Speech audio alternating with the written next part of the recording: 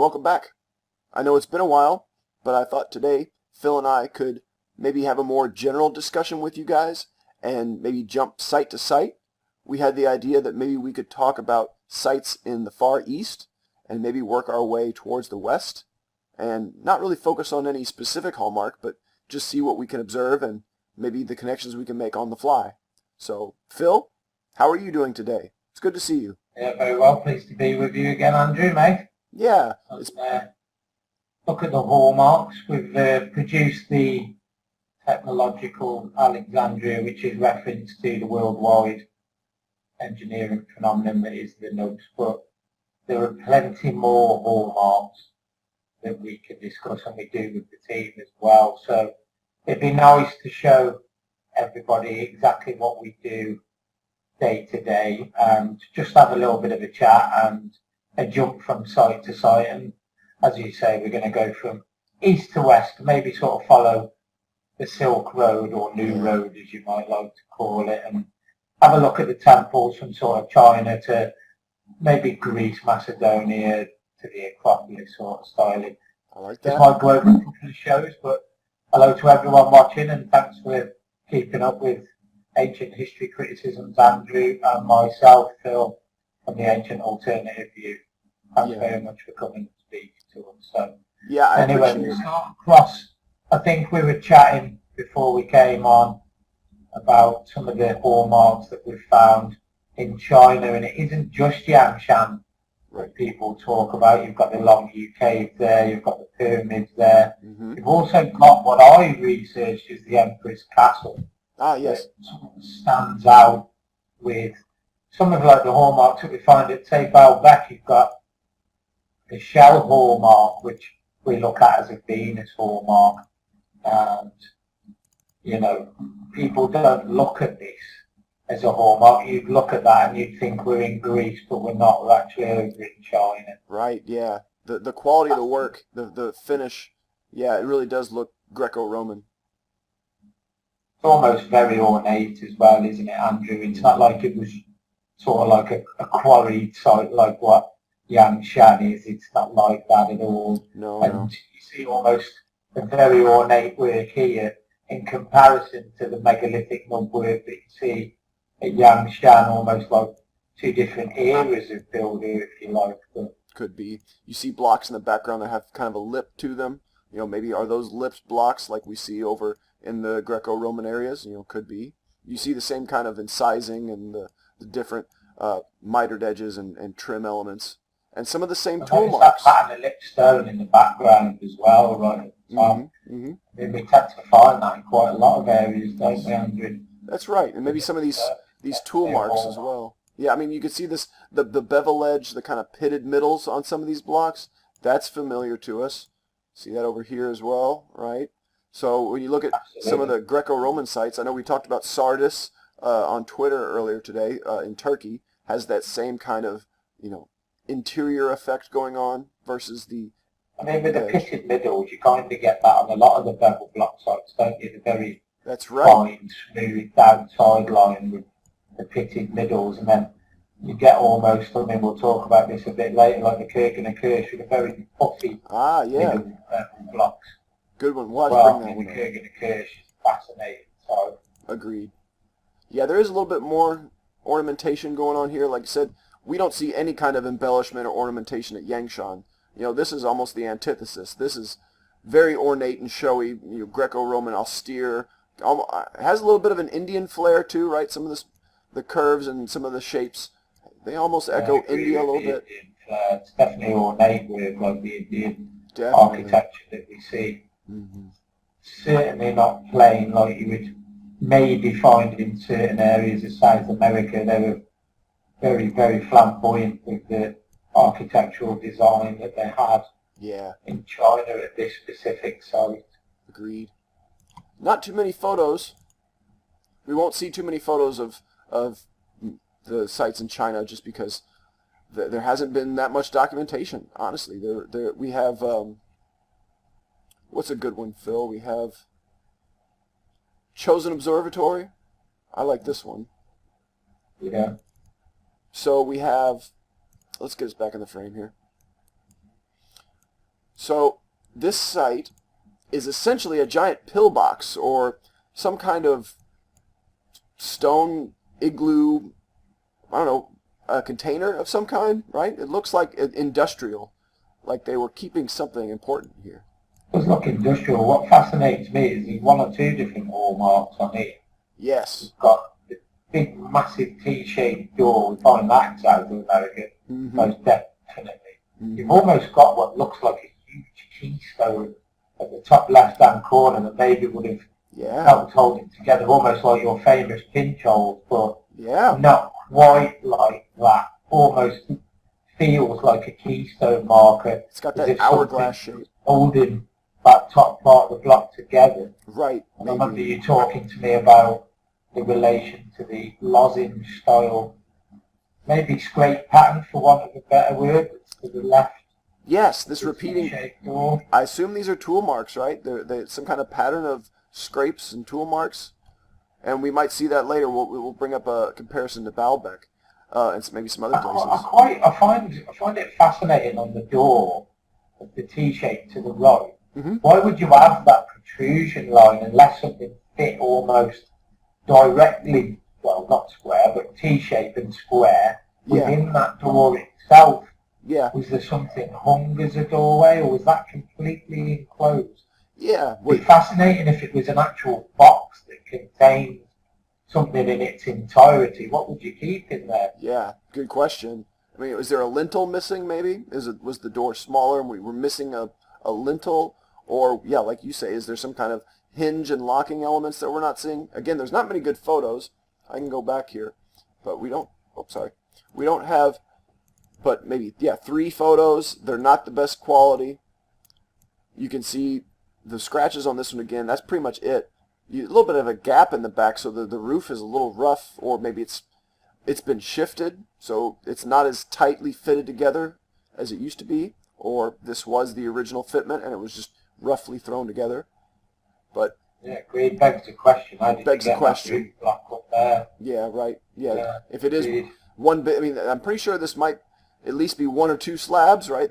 These other wall blocks are pretty big. So is the ceiling slab just as big? I have to say, looks like it. I think I have this one other angle. You see guys, these photos are not good. Like, this is, if you Google Chosen Observatory, you're going to get these. This is it. I mean, if you can find any more, please let us know. But we're dealing with. Feel free to send them to us on ancient_u Twitter. You'll find our team there. With myself and Andrew, Dave and Ziggy and all the team that's on all of our Twitter posts that we mentioned frequently on our channels. They've got equally as good photos and knowledge as what we have. Right. As a specialist in their so-called and specific areas of hallmark research. But Andrew's got here almost like, again, it's like a keystone marker, isn't it? Agreed. Like how it would have been held together on the corner. Yeah. I wish I could get better quality and maybe see the lower areas if there was other clamps on the bottom, but this is all we have. I mean, that one photo. Nice if we could have somebody send us a photo from there up close and personal on that. Yeah, this is the best about one. The finest photo you can find of it, isn't it? Yeah, and you notice the scratches on the right side, they're in rows, parallel rows, versus the left side, which is this diagonal cross-hatching. So it's odd that they we're speculating on bad quality. It's hard to say. Are the original marks? Are they later marks? Is there more detail? Is there more going on with them? Could be, but this is almost like an enormous dolmen, isn't it? It does, Massive. It does feel like a big dolmen. Has that dolmen sort of feel to it? And like we saw at Karnak many moons ago, the dolmens have actually got nubs on them. I'll bring the nubs up there. Yes. We're not seeing them in this specific instance. But some of them do. Makes you wonder why some of the sites like Yangshan, we see nubs in those quarries, but where did the rest of Yangshan go? Let's go over to Yangshan, because that's a great segue, because Yangshan, like the antithesis of the Summer Palace, this place is completely stark. We have no ornamentation, decoration. It's just blank, The only thing you could say that might be cultural or, you know, esoteric are these little altars or shelves underneath one of the Yeah, monoliths. those shells very much like Zone X. Yes, in You Peru. get that feel Mm-hmm. of Zone X, and for those of you that don't know, that's in South America. Yes, in Peru there's some of these, and different altars. Even the one on Lake Titicaca that looks like the condor, that's got the different color in it, the darker on top, looks like it got struck by lightning or something. You know, some of those little altar shapes and block shapes are reminiscent of these. But that's it. Other than that, most of the stuff here is just it's just industrial, like a mining operation, right? And like absolutely. Like you were saying, where did the rest of it go? Well, we have something to talk about here. So this is one of the blocks. There's 3 big worked megaliths or monoliths because they're all still basically attached to the bedrock. This monolith is off by itself, and what's going on over here, Phil? We have an entire quarried out section that's devoid of any blocks, and then the one that's left is partially released. I mean, I look at this like I look at the unfinished obelisk at Egypt. I also look at it a little bit like the trilithon stones at BOBAFET, so-called, that hadn't been moved or were aligned in the position that they were in. Now, with this stone here, people don't realise just how much tonnage is involved in it. Oh, it's massive, right? 32,500 metric ton for the entire lot, 16,500 for the middle lot. Now, that end one is far bigger, so, you know, it's absolutely enormous. Look at the size comparison to a man, and that was going to be attempted to be moved, because we can tell that, because the rest of the quarry was moved. So where is it, number one? Where is the rest of the quarry? I mean, that's such a massive question for any researcher. The mineralogy of that stone, it's so-called written in mainstream history that the emperor wanted it moved over, I think it was about 9 miles. Now, how on earth would that have been moved? And if you look at the emperor's sort of dragon statue that he made, it was 9 tons. Now, these were far outweighed what he wanted moved over that amount that's written in mainstream history. So it begs the point, where is the stone from the Amcham quarry? What did it make? Where did it go? You know? And you can see in this angle the vertical, you know, scoring marks, scoop marks, chisel marks. They're also in the back. In the almost like the scrape marks. Scrape marks. We see on a more finer ornate level in India. That's right.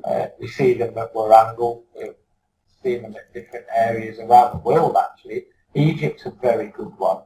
That's true. You see the scrape marks. You see them at different water tide level marks, don't you, just underneath it, around the Cleopatra temple and so on and so forth. But yes, right. Yeah, good point. I mean, some of these... A good point with the middle monolith, should we say. Yes, go ahead. I mean, I like Dave and Ziggy Dan's opinion of this, where it turned upside down. Very much looks like star alignment constellation. It does. But Rob Heatherly, also a team member, has looked at whether some of these could be plasticised and could have been added on maybe a little bit later on. Now, mineralogy would need to be looked at with regards to that, but he has a valid point.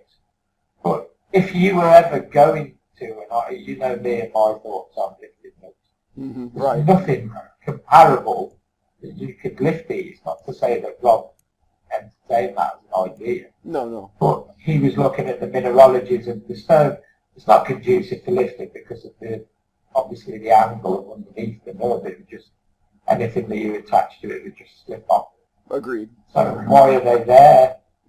You know, biggest question that me and you ask all the time.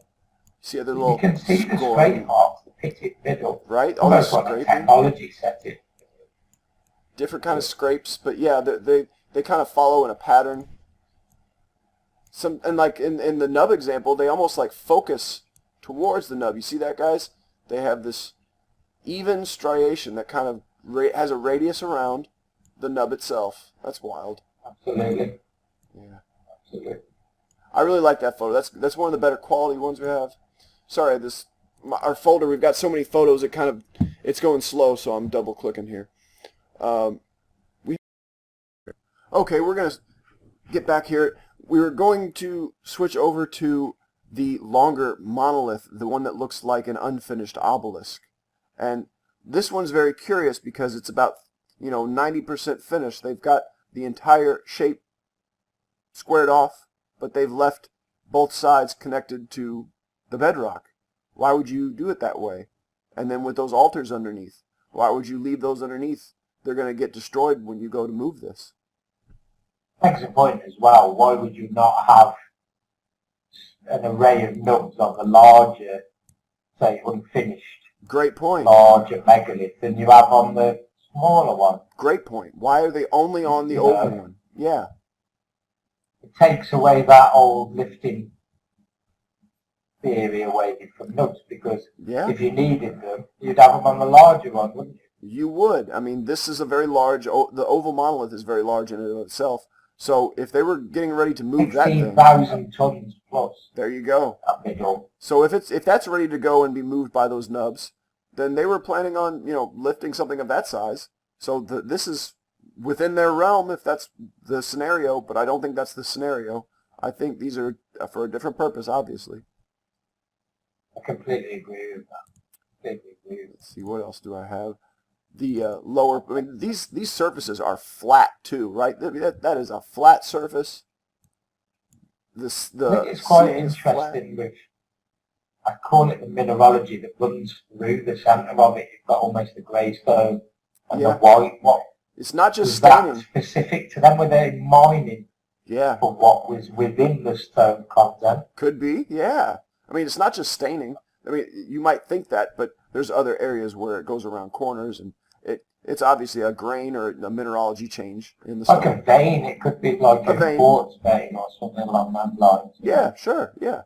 So that could be a reason why the site was important. We have other photos. It's a terrible photo, but you can see the grain, the mineralogy change, the color variations and stuff too. Yeah, good point. And those altars again. I mean, it's weird that they're under there.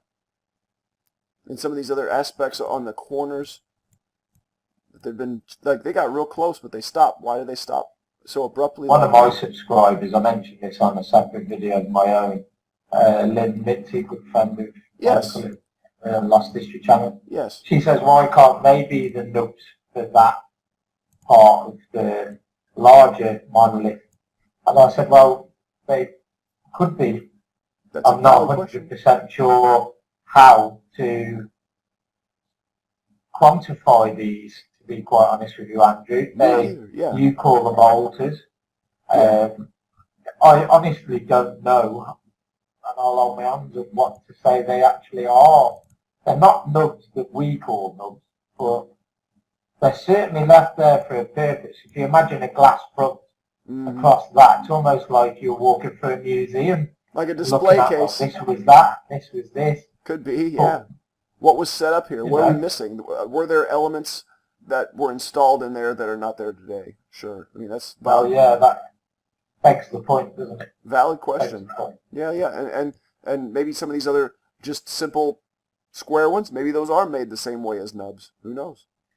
There's another place that we looked at, Andrew, when we first found the quarry site, Yangshan. We looked at the middle megalith. And I always remember you saying to me, have you seen Sulawesi? Have you seen the nubs at Sulawesi? And I hadn't at the time when I was doing my China work. And we moved across to Indonesia. And we had a little look, didn't we, at what we could find in Indonesia. And lo and behold, there's a very similar megalith. This is bedrock as well, the border cap. Yes. And it's got definite nubs on the outside of it, the external side of it. Very similar. It's got that mineralogy content that runs through the middle of it as well. Now, there's not many great photos of this. No, this is a fantastic one, to be honest. Probably the best. Not many. Yeah, probably the best one. Yeah, and to be able to actually document the nubs, to see whether any star alignment could be involved with this. People laugh and shun at that comment. Well, unfortunately, it has to be looked at as variation towards what they consider Yeah. Were the square holes added afterward, Andrew? Yeah. The square holes, exactly, because not only do we see these in Indonesia, these square cutouts in the bedrock are all over the place. They're in China. They're in Japan. They're even, in Iran and in South America even. So that's they are. They are. We've got some good examples of those. Yeah, before we square go too holes. far. It's almost like, I don't know, they were using mining and they were trying to get in and then maybe use them as small houses for the operations they were using nearby. Yeah, how deep do some of them go? Some of them are blocked up and boarded over. Now in Sulawesi, they use them for funerals. These are actually sometimes real people. Either these are, dolls and effigies. Other times they're real mummies put into these. They are, yeah. So in some instances they're brought down every year, redressed, and that's right. put back up into the walls. That's right. So let's look. This is Indonesia, right? We have just a couple examples there. That's really it. And then we'll go back to China real quick, and we'll look. Which one was it? Was it the Longmen grottos? Yes. Again, lots of niches. Very similar, isn't it? And cutouts in the bedrock. Very similar. So this is more extensive, right? And yeah, maybe there's deep caverns, and this is a settlement or a quarry, mining facility, something like that. Yeah, I think that's what we're looking at. I mean, it almost could be like a test to where, say you look on the new road still road at the Elora Caves, the Barja Caves, so on. Like they were doing test holes to see whether they could put a very ornate temple where these are, because you get very similar looking cave entrances, square holes, no matter what you look at them at, along these cave systems all across the Silk. That's right. Even in Afghanistan, where the giant Buddha is. I mean, I even showed you some of these. Jordan as well, like Petra. Petra has very similar sort of the old style above where you've got the auditorium and so on and so forth. Yeah, big square holes, right? Or just, niches. Yeah, agreed. And still on the eastern side here, this is China, but we'll jump over to the island of Japan, and we have more of these. And some of them... That's exactly the same thing there. Some of them are controversial because I've found some that they say might be, turn-of-the-century mining tunnels and holes and stuff by the coast. Not sure on some of these. There's not much information. Maybe they're more recent. But then they have these, the 100 caves. These are supposed to be ancient. So, again, we have this, cluster beehive of holes and niches into the bedrock again.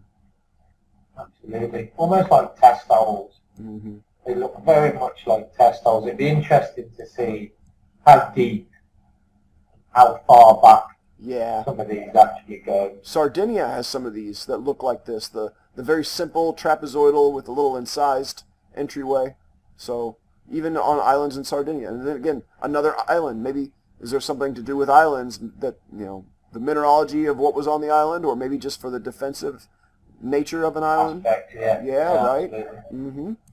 So yeah, we're still on the eastern side here, and we have lots more to look at. First, while we're here in Japan, we have boxes with nubs, which will be probably my Pandora's Box episode 3. We'll talk about the nub boxes in Japan, and in the, the islands of Java have them. What was it? Palau has some. I mean, there's Palau's got them, yeah. Yeah, so you've also got examples that look very similar to that in Egypt as yes, well. Yeah. So that'll be a whole episode that we'll have to talk about, because all these kofuns, guys, all these big megalithic tombs, a lot of them have these. So while we're here, the square nature there of the nubs on that box versus the rounded. Some Egyptian ones and ones in Turkey we get semicircular standardized, and we get also the triangular style as well. Yeah. Very, very, very different boxes, but with the same engineer. Yeah. And we'll look at more examples. I've got those in a whole nother folder. I've organized the boxes into their own folder and then by country. So we'll make a whole episode about those. In the meantime, still, we have other big things to talk about here in Japan before we move on. Of course, a lot of people know about the castle walls that with the big blocks in them. That's one aspect. Then we have big, strange objects. The rock ship of Masuda. This is strange to me, and I'm sure a lot of other people. Yeah, absolutely. Very precision. Makes you wonder whether it's actually positioned the right way around when you study it properly, doesn't it? Yeah, it's very precision cut, but it's just plonked right in the middle of the woods. So what's it doing here? What was its purpose? There's a lot of questions with this. Again, can't find many photos. We've tried to find all of them. We have a few angles that not many people will find from above. This is a great angle. You can see the niches. You know, yeah. What were they originally for? Were they meant to be very filled with water? purposely cut, wasn't it? Looks like it, yeah. So to be where it is very strange, number one. Mm-hmm. Was it moved there? And if so, how? Mm-hmm. Would be a great question. Yeah. I like on the one side of it, on the photo that you've got, that you've almost got very smooth edge. Yeah. And then underneath it, you've got like a very square aspect of it. I mean, some cases we've talked about with these attempts at maybe technology that flattened the stone, and they were testing technology against it. Yeah. I mean, that could be laughed at in this instance, but it does show the flattening of stone, a smooth sort of side to it, and then the very squared, I don't like to say nubbed, but more nubbed, square Some sort of them of aspect to it. Yeah. Because it does look like that to a degree if you look up close to it. Certain areas, yeah. I mean, of course, it's just, you could, explain it away as maybe just the carving technique is just making cubes, and but it doesn't really fit, right? Because it's such a drastic change from smooth to the grooved areas. It's just so abrupt. Yeah, absolutely agree. Yeah. And if you didn't need that, why do it? Right. It's obviously showing you something. Yeah, I think it's meant to show you, right? Yeah, meant to be kind of unfinished, or however you want to describe it. Some good stuff there. I mean, it's hard to find the excavated photos. The bamboo grows back, but I mean, it's a pretty big piece. Very big, yeah. Is it attached to the bedrock? Is it just a giant boulder? That's a good question. No one's dug down that far. And some of this over here, this cubing, looks a lot like some sites in India that are bedrock cut, have the same kind of technique going on. It does, yeah. It's almost like it's been marked out. Mm-hmm. Yeah. To be cut. Delineated to be cut later, or just, roughly outlined. Agreed. Yeah. Good object. And then near that, we also have Ichi no Hoden, which is another very curious object. What is this thing? I mean, the same kind of thing going on as Yangshan, right? We have a big quarried out area to make this. This wasn't just, It's almost like it's hung in midair, isn't it? It's like an optical illusion. Yeah, was that the intended optical effect to make it look like it's floating? Because it's effective. Absolutely. Yeah.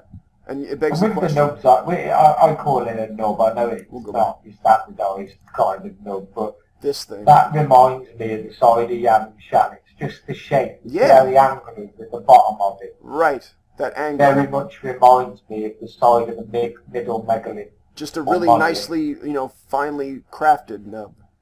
Yeah. It is, yeah. It is, definitely.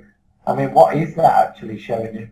Yeah. No one's ever given us any insight into what that could be. Yeah. Could it have been the top of a column at one point in time? It looks sideways, doesn't it? It looks like it should be turned over. I agree. It does look like it should be turned over. Yeah. And at one point that I've made to you about this, where the water is, where we see the Assyrian, you've got the water level. Yeah. Mark. It'd be very interesting to see if that water was drained. Yeah. Whether you've got lower baseline nubs within the area. Mm-hmm. Yeah, was the water, I mean, it's got this pool. I mean, maybe in earlier times, like with the Osirion and other places, the water level fluctuated, and maybe that was the full mark, letting you know a time of year or other information. Yeah, I mean, the back part of it there almost looks like similar to Yangshan, like that's been quarried to that point, like it is a monolith that was left there to show what was done around the outside with, maybe I hate to say it again, but the technological marks on the side, the flattening, squared, so on, the recess quarried around the side. That is just like the rock ship of Masuda. It has that recessed, planed back precision cut. Agreed. It is, yeah, agreed. And these other scratches. And you see the tech marks at the top there? Yeah. Almost like we see in Tambo. You see those in Russia at Grenada Sharir on the mountainside. Yeah. It's almost like... Okay, starting back again. Sorry for the break. Phil, you were just talking about how some of this scoring and grooving kind of looks like Gornaya Shoria in Russia. Yeah. And you can notice that it's not just in the block itself; it's in the bedrock in the background. So, is this evidence traces of the carving method that we're seeing? Yeah. Yeah. Mm-hmm. I mean, you see what people refer to as the snake, don't you, at Tambo?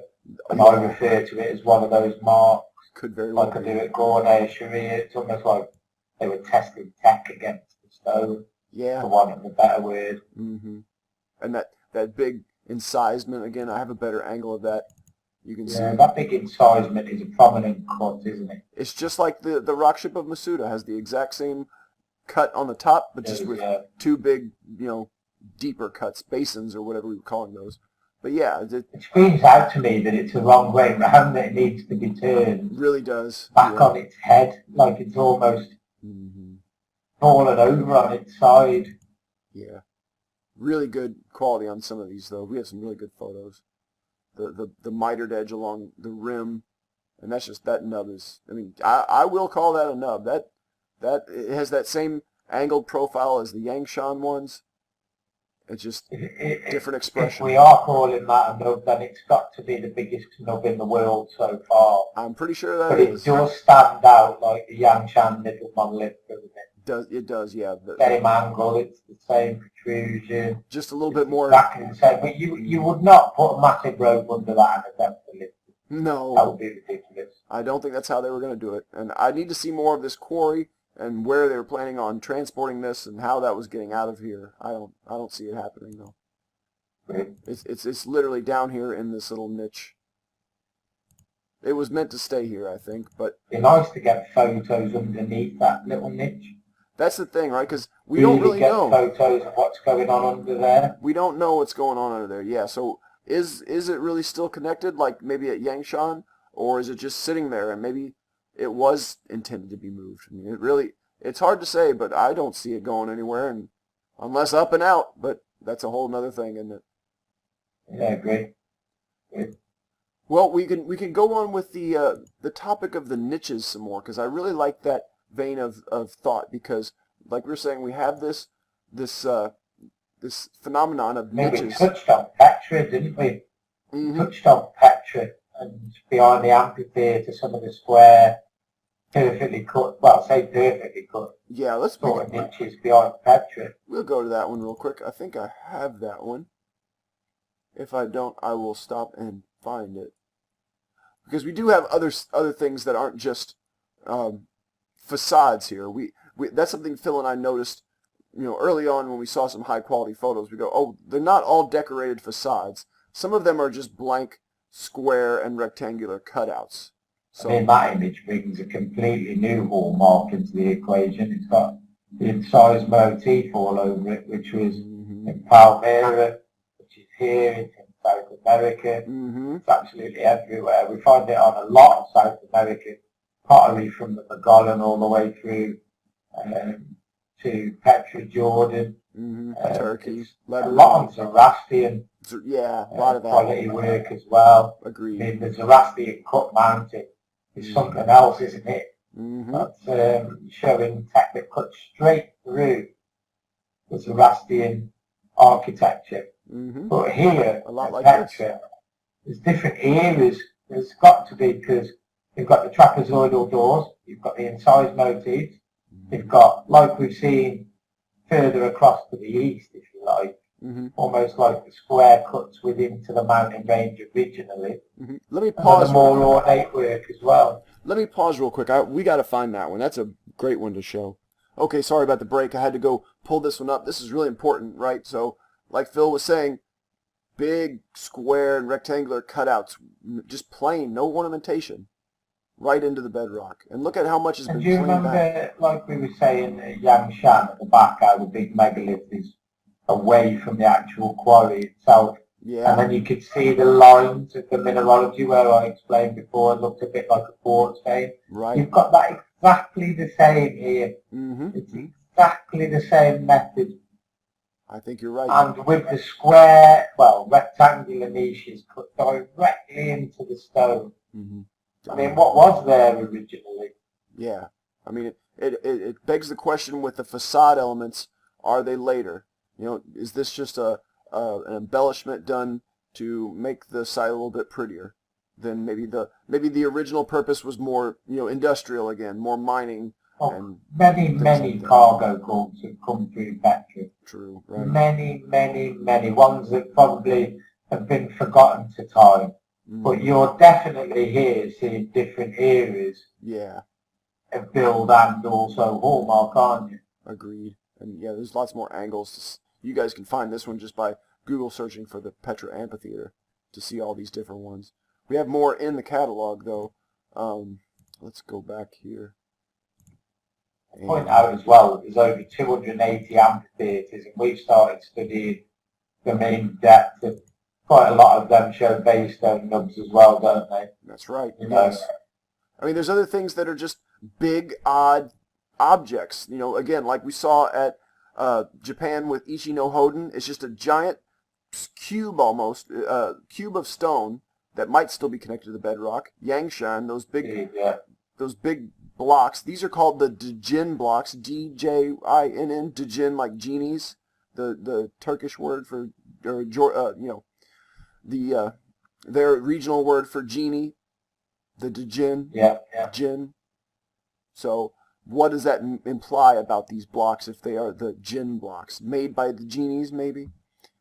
You know, to me, it just says that something was kept inside. It really does. Yeah. And these doors are not quite as say ornate as the treasury doors, for argument's sake. True. It's almost like you could roll a big stone across them and lock them off if you were to keep something maybe of high power or high value with inside it. Less so the treasury with a door that is like 25 times bigger than man, you know. Agreed. Yeah, I mean, I got a few angles of these, and you can see, yeah, they're pretty plain. Some of them have almost like a stupa on top. It's hard. It does look like that, doesn't it? Yeah, some of them have different shapes. You know, like this one is plain. Oops, sorry, double clicking again. The other ones have maybe faint traces of some kind of decoration. Like this one, you could see the triangles at the top. This might have been the start of that incised stair-step motif like we saw at the other facade. Absolutely. Right, yeah. Or was it far earlier and that one's been eroded hey. Time maybe? Very well could be. Precursor to the element. Yeah. Very much out there. I like but that. You can definitely see the incised motif there. Wraps around. And would they have hollowed that out as a complete temple? You don't know, do you? Yeah, good question. Or almost like they could have used that as their start block. They started the incised motif and didn't work inwards. Yeah. Different ones like this one here are more embellished. They've got some kind of motif, temple facade motif going on with them.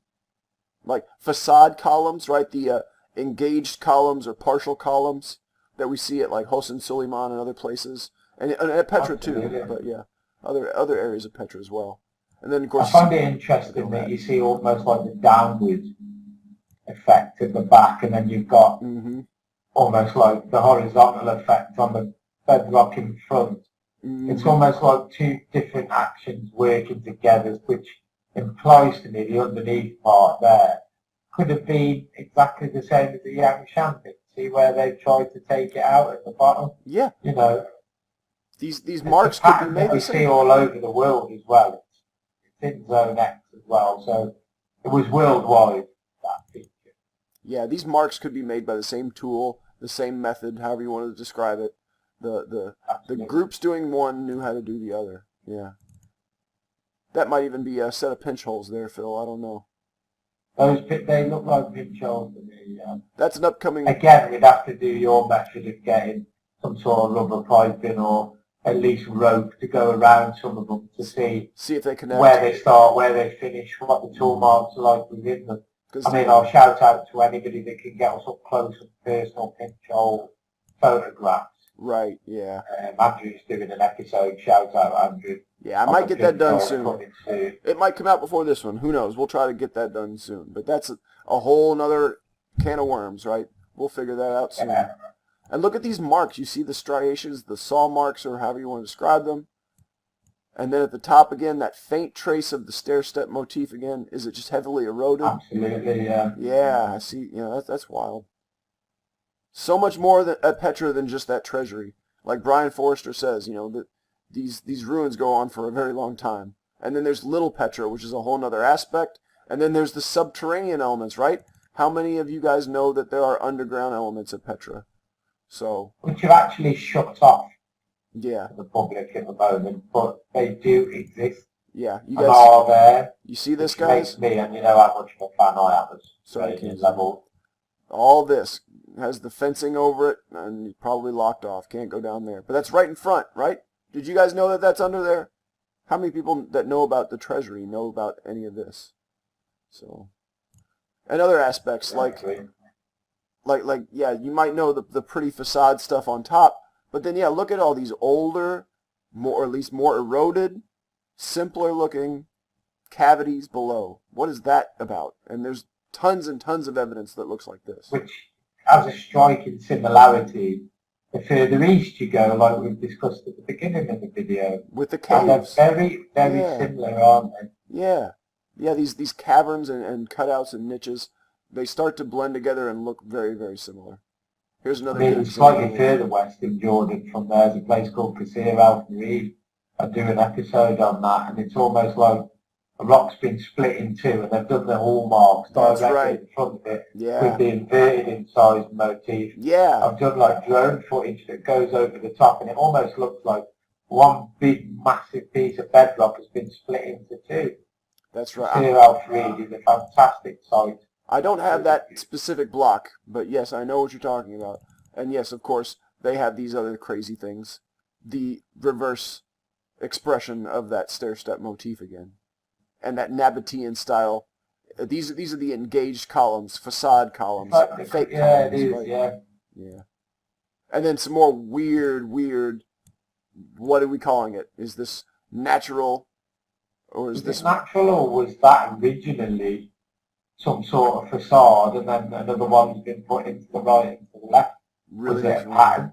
I mean, is that natural erosion? I'd love to hear Dr. Robert Schock's opinion on Petra and the erosion. Yeah. That would be nice to hear, to see whether that's natural or not. Agreed. The Saudi Arabia spot, and then some other spots in Jordan and Lebanon. Agreed. Yeah. Yeah, matter of fact, well, we have lots of different places we could talk about. Going off of Petra again, I wanted to bring up, we have more of these holes, right? The niches and the caves, and then we could go back to Afghanistan. And you guys, I'm sure you've heard about the giant Buddha in Afghanistan. Well, it's not just the Buddha. Look at all these other pockmarked caves and caverns and niches around it. Indeed. So, I mean, exactly the same. The same concept. These cave, like cliff-dwelling peoples that weren't afraid of heights. Look how far some of this stuff goes.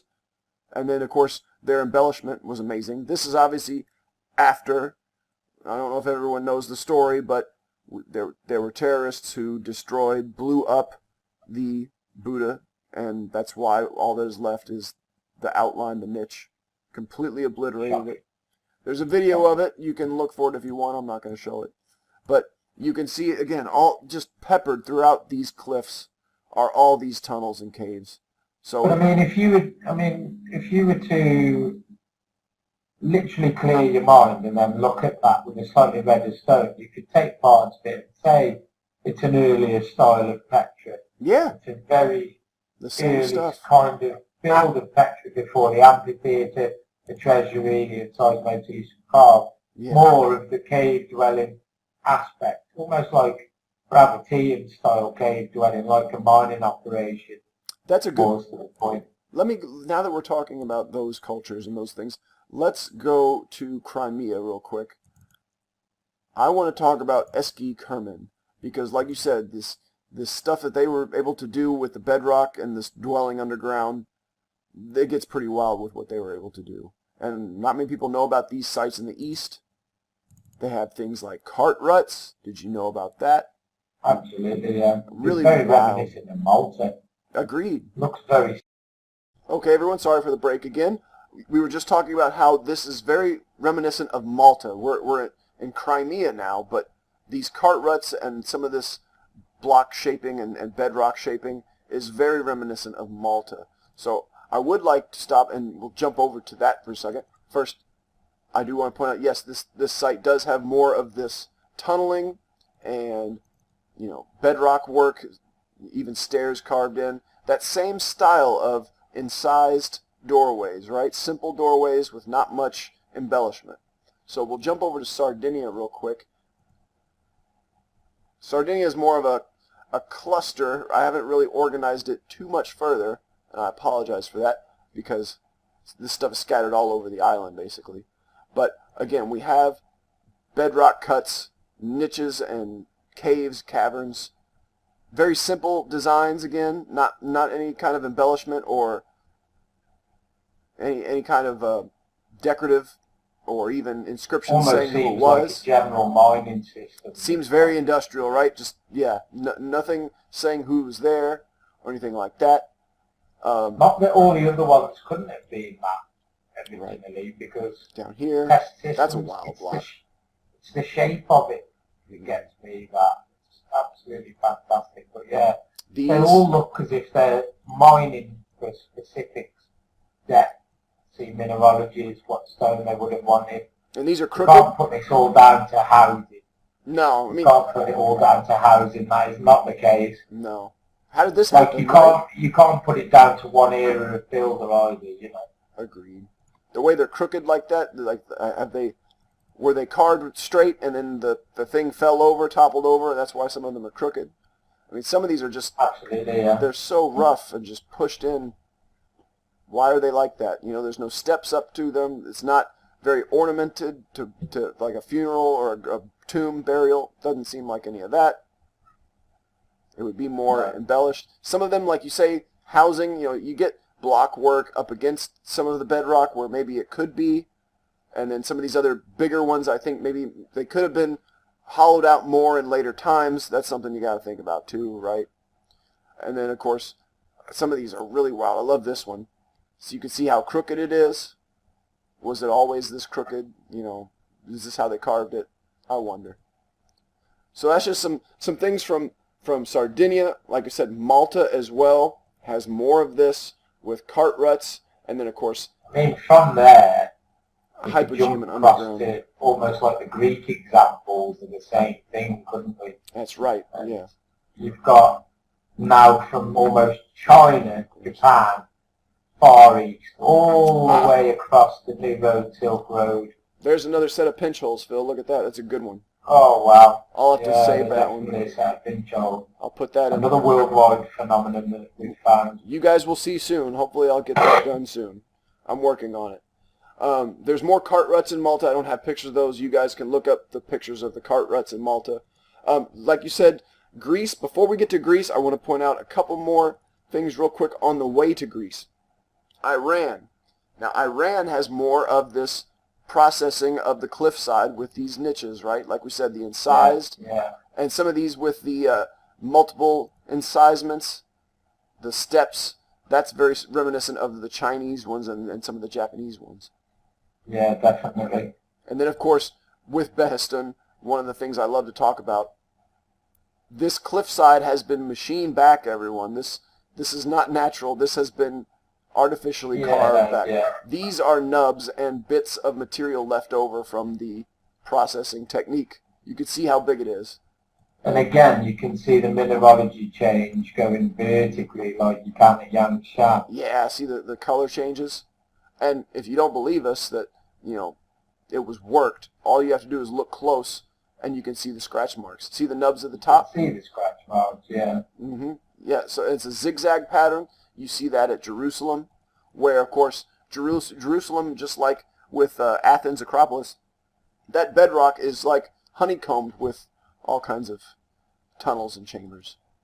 So Absolutely. that's really all I wanted to say about Behistun, was just that there's more of it going on. You know, Iran more in that region that I mean, we're that working Iran picture that you just had up there is very similar to Zone X, almost like the inverted triple header coming outwards.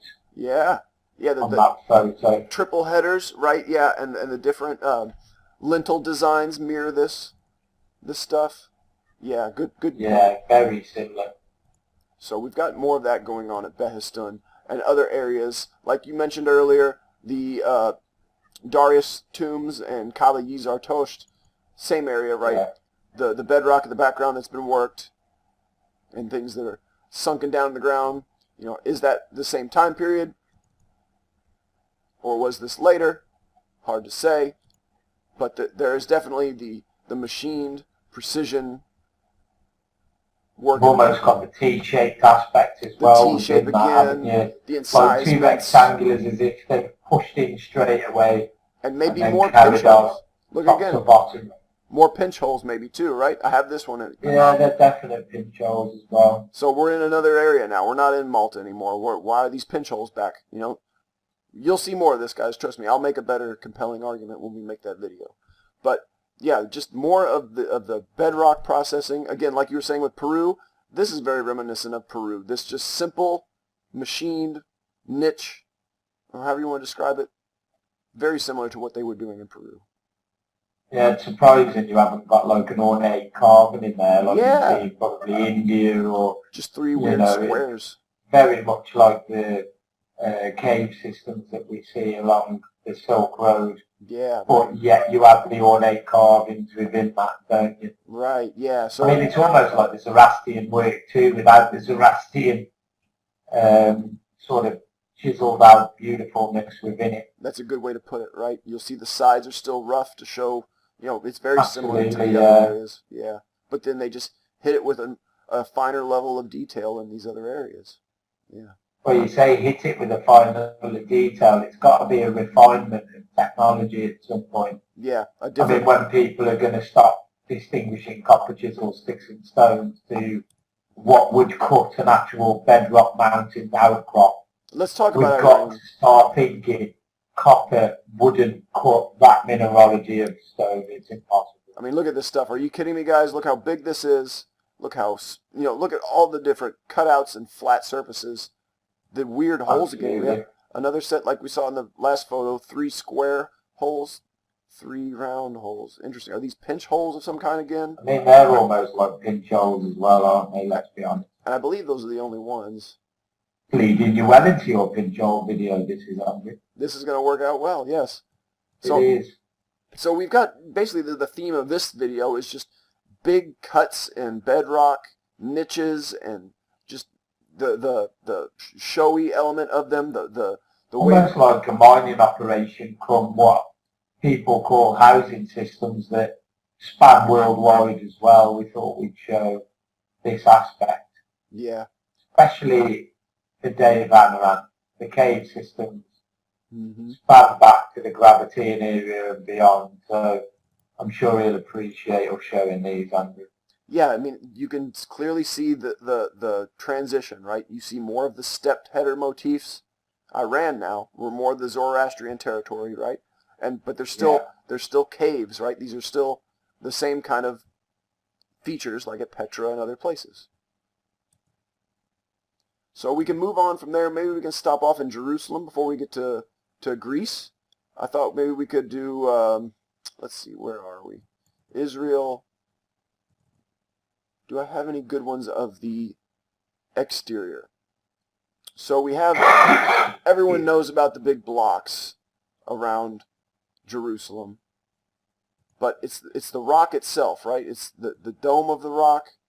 It's the rock itself that is what is most holy. It's the giant bedrock that they first started on. They have to prepare the bedrock and do all this underground work like we've seen with these big megaliths. LAH did a very good terrain video. Yes, they did. On the bevel edge lines, the fitment of the stone where you can see how perfect they are. I mean, you've got a good image up there. Right. So just subterranean elements at Jerusalem. and big blocks again, right? We're Must talking say as well, same especially on kind the of Wailing stuff. Wall external, there are actually nubs there. There A few are, and far between, but they're actually there. like this one. Yeah.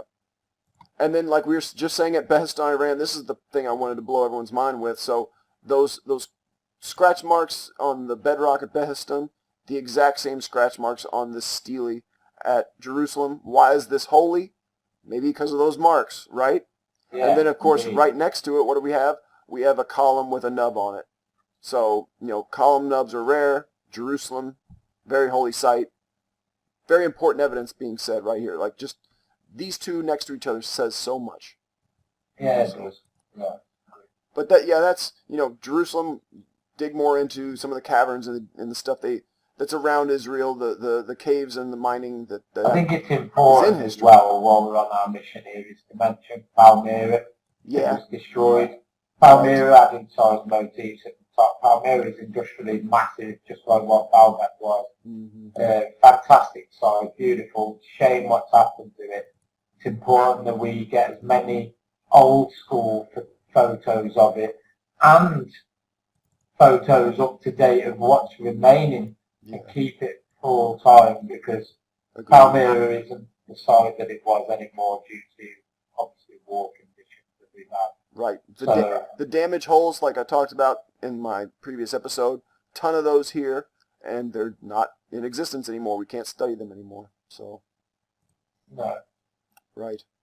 And then again, maybe we'll see more of the tunnels and caves in Syria and other places.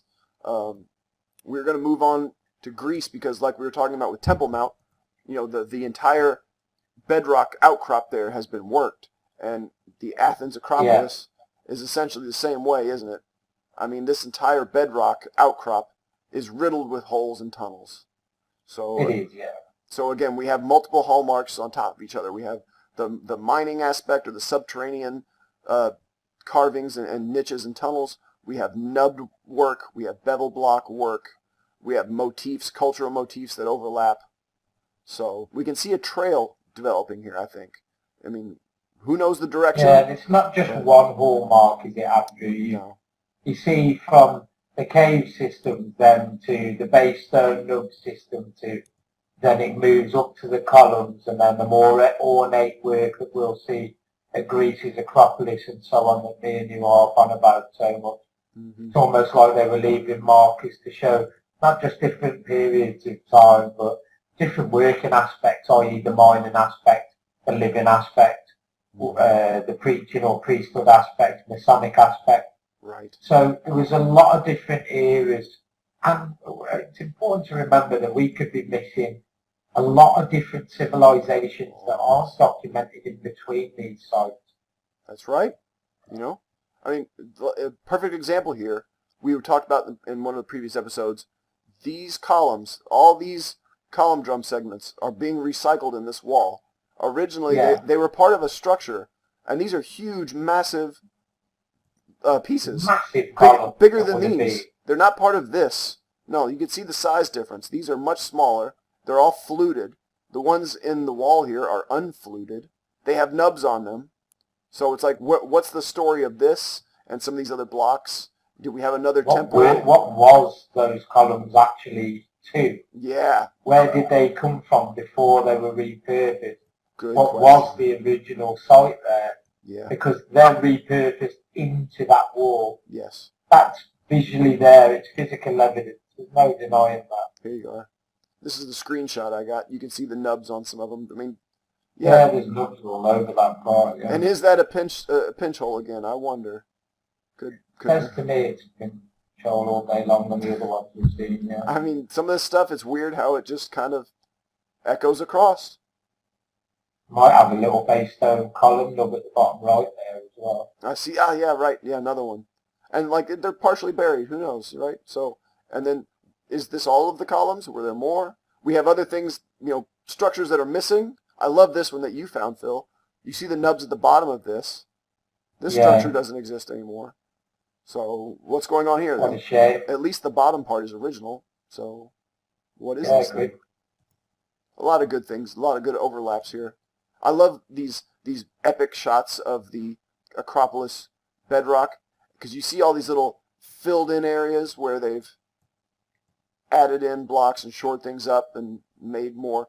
I mean, there's other areas where there's openings. You can get underneath the Acropolis. Yeah, yeah. Nice. I mean, the sub-levels there could be very, very important, couldn't they? Just like... Okay, yes, like Phil was saying, a lot of subterranean elements here. So I had to do a Google search because I don't have all these saved. But yes, underneath the Acropolis, there are lots of caves, caverns, tunnels. So the story of the Acropolis is a lot older, and there's a lot more going on beneath the surface, literally. Mining systems completely and utterly that are not documented as much, but you look hard enough, you can see these same sort of niches and cutouts as we've seen and we've shown all over this episode. Agreed. We've missed Cappadocia. I would like to go back real quick because, well, there we go. Cappadocia again. Everyone knows about Derinkuyu and the underground cities and everything, right? These are the same kind of cutouts again. We're talking about these same simple industrial-looking niches and tunnels, and some of these, you know, big scoop marks and things out of them, big square chunks taken out. I had a good one here, this one. Yeah, just giant square cutouts. Some of them look like random for no reason.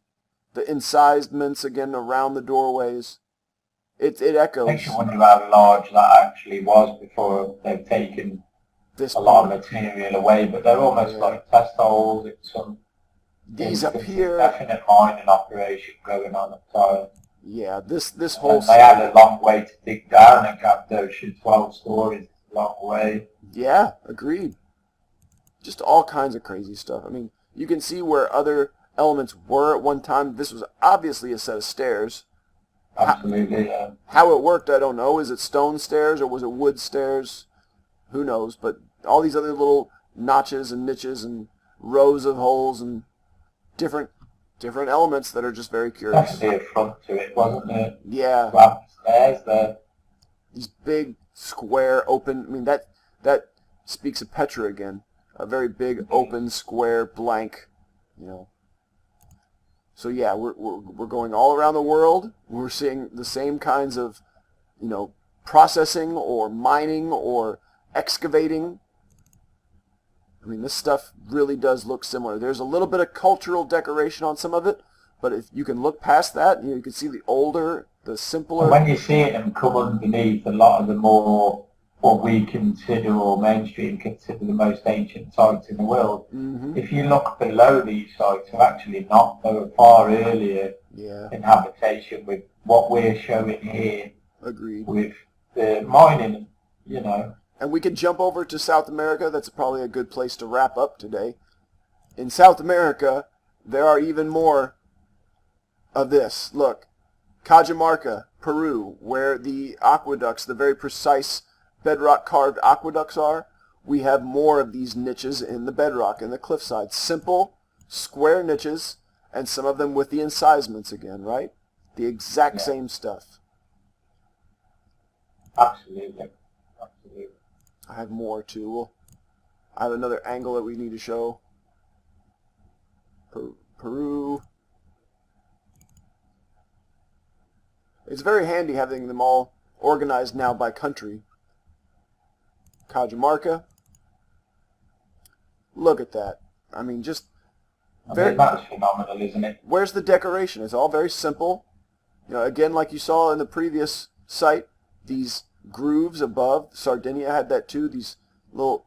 I mean, sometimes it's like an awning. In places across the Silk Road, I mean, some of the Indian examples you get, yeah, you've got very ornate work, but you've also got some more sort of unornate work like this that's just almost like the column, a square niche, and then they've worked on it maybe afterwards or whatever. But yeah, maybe definitely the same sort of aspect, isn't it, working throughout the mountain? Yeah. So it begs the point, was it a mining operation originally? Originally, and then right? became a more ornate sort of working later on. That's what it feels like. Yeah, that feels like that was the progression. It started out very plain and functional and, you know, for a purpose that was more likely. The bottom looked like massive scoop marks as well on that photo. Cappadocia had those, yeah. They're almost rounded, just big scoops, almost like an ice cream scoop has taken them out. Right. It does, yeah, very much so. So very yeah, much so. we've gone We've all around travelled the world today, We Andrew, have. with different hallmark than we usually speak about. Yeah, we didn't even really touch on nubs. This is just stuff that's adjacent to the nubs. It's sites that have nubs. You know, Cajamarca has nubs in the bedrock aqueducts. So again, these things are adjacent to each other. We've talked about, I talked about it on my previous episode. I know that you're big into this. We have designed what's called the Technological Alexandria, which is a hallmark catalogue of the nubs spanning worldwide. But we also are massive advocates for all the hallmarks, which we are cataloguing and putting onto a OneDrive system with all the best, most up-to-date pictures. Because you've got to remember that every day people are going to these sites, taking new photographs. Our team studies those new photographs, and we're going to put them into a catalogue so it's easier for all researchers to find the specific hallmarks. Now, I'd like to invite personally any researcher out there onto the show with Andrew and I to discuss hallmarks. Please feel free to contact us on YouTube on any of the comments section. Leave your comments below. We're happy to answer you as we do on all of our videos. But likewise to that, I'd like to point you across to where we research every day over at Twitter as a team. And we look at all ancient mysteries, and you're welcome to come and introduce yourselves to the team. We're there pretty much all the time, 24/7. I say that because we're worldwide. I've got Jeremy over in Australia, Rob in America, yourself in America. I'm in England with Dave Hanneman. We've got new members to the team like Dan Stevens, HOMOMEGALITHICA. We've got our good friend Guy who's in Portugal. So, but to name a few of the team, we're worldwide. So it's great to have the team, but it'd be good to have you all across to come and chat to us about the hallmarks that we talk about. And to add any impetus that you might have and to show us what you've learned, and we'd be honoured to chat to you. So thanks very much indeed for watching, and thanks for your time, Andrew. Thanks. And it's a pleasure, mate, to research with you and do another video again. We'll be back again soon, and we'd like to bring on other researchers. Andrew and I have talked about this. We show you all the physical evidence that we find. We're quite happy to give our opinions, but we'd love to hear your opinions. I say this on the Ancient Alternative View. I'd love to hear your Ancient Alternative View, and I'm sure Andrew would love to hear from you all as well. We're here for the foreseeable future on the hallmarks and work on them daily, so thanks very much indeed for watching us both. That's the main thing, is that if you guys think that we're not doing enough on YouTube and you want some more updates from us, I got a few comments recently saying, you know, put out more material. Well, sure, it takes a while to, you know, collate all the research into a video. So if you want to see the day-to-day interactions, please come over to Twitter. We're very active every day on Twitter, and we can get through, you know, conversations a little bit easier. We have the photo sharing aspect too, so we can bring up photos with you, and you can show us photos, and, you know, make it a little bit more involved than just a YouTube comment interaction. So. Absolutely. All right. Thanks very much for coming and watching us again. I hope you've enjoyed the documentary that we've put out for you today. Guys. So all the very best. Thank you, Andrew. We will see you guys soon in the next one. Look forward to my video on the pinch holes coming up soon, maybe before this one comes out, who knows. That one's going to shed a lot of light onto another facet, another hallmark. We haven't looked at it, but it is adjacent to these other hallmarks, and it might even be caused by the same tech or method that is causing the nubs. But we'll get into that deeper. So thank you guys again for hanging out with us, and we will talk to you next time.